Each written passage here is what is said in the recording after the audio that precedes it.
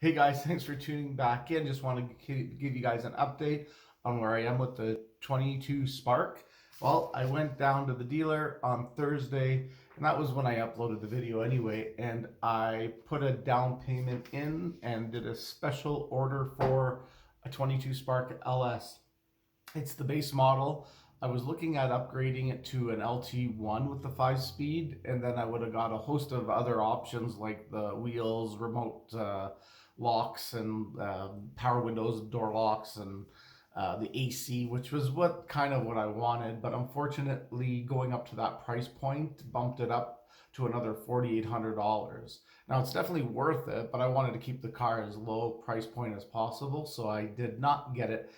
Yes, air conditioning's nice, and yes, if I, somehow decide to move or something does happen, and I go to a real warm climate, it might be an issue, but I don't plan on any of that in the future. And AC I could live without here. There are definitely hot days and everything else, but I do plan on getting another vehicle in the future, so that will have AC. So on a really hot, spell of a couple weeks or a week of really, really hot weather, I can go in and just drive the other vehicles. So it's not going to be my only one and done vehicle. I do plan on giving an overland vehicle like a Cherokee, and that definitely will have air conditioning. So we'll just go turn the camera around and I'll show you exactly what package I bought and the color I bought, and now it's basically a waiting game.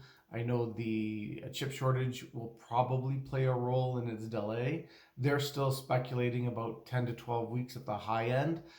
So we'll keep my fingers and toes crossed that that's all it'll take, and go from there. So yeah, let's go flip the camera around and let's see the bad boy on delivery. Well, I haven't got the order yet, but when I do, I'm going to track it as much as I can, and we'll kind of have the timeline of the day I bought it to the day that I pick it up, and then we'll have a few videos in between on what I plan on doing it and some cool fun factors with it. So guys, I'm going to try something new. I'm using my phone to record. I know the action camera is not the greatest with that type of lens that they use. It's good for riding out in the bush, but it's not exactly a good stationary vlogging camera. So anyway, let's go. A little bit of the lighting issue. I know it's about 9:30 in the morning here on a Sunday. It's going to be a little bit washed out, but we'll fix all this as I go through. But anyway, I can't price a 2022 Spark. It only gives me a 21. So there are just color changes and availability, which is fine. The color that I wanted to get is available anyway. So basically, I went to build and price, and I built it as basic as possible. So what we're going to do is we're going to T0K0. So we're going to go this way. I'm gonna go and it basically remembers what I built, so I've done it a few times. So basically that's it. That's the color I got. So I got it in the LS manual, and I picked it in the Mystic Blue, which was an extra $455 cost option. My second choice was going to be the Mosaic Black, which I already had one, because if I want to decal this up in the future, it'll give you, a good base for it. And I already had a black one. The reason why it didn't go with black is because, like I said, I omitted the air conditioning option.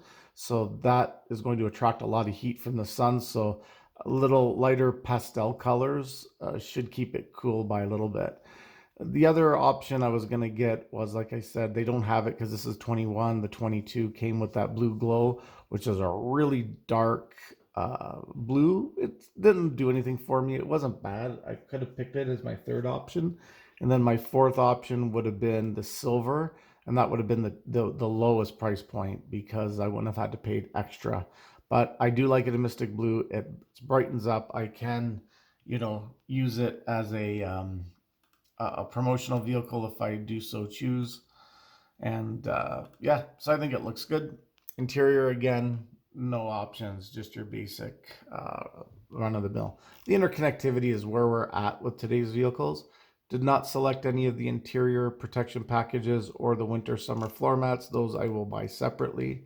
Again, only other option mechanically is the engine block heater, because I do want to keep that engine. If we get a really cold spell, it will help out, even though that they are excellent with the oils and the modern technology. You don't need to plug it in most cases, it does help with it.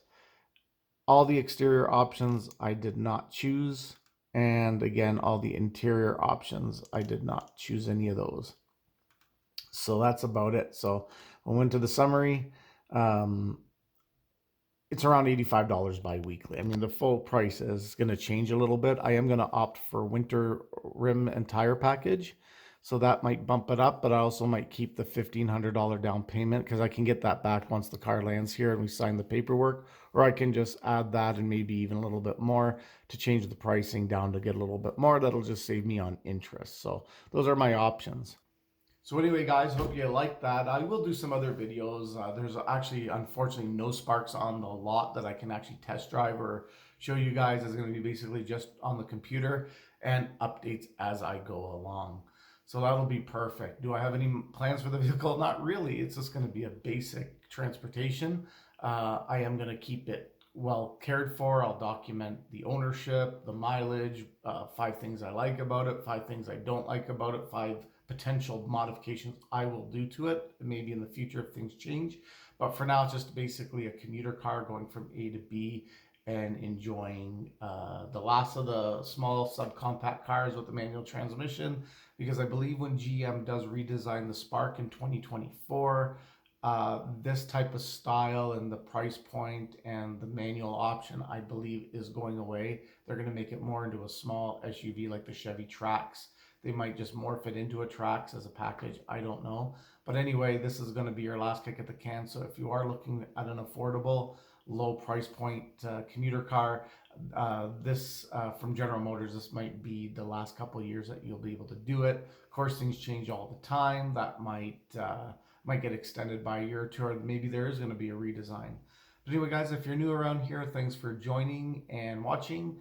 And if you're, like I said, if you're new, just hit like, subscribe. Let me know what you think in the comments below. I will do update videos on the progress of the vehicle and some of the other types of modifications or features that I'm looking forward to. So guys, thanks a lot for coming along on this journey, and we will catch you on the next episode of Cordetti Motorsports. Stay loose for now.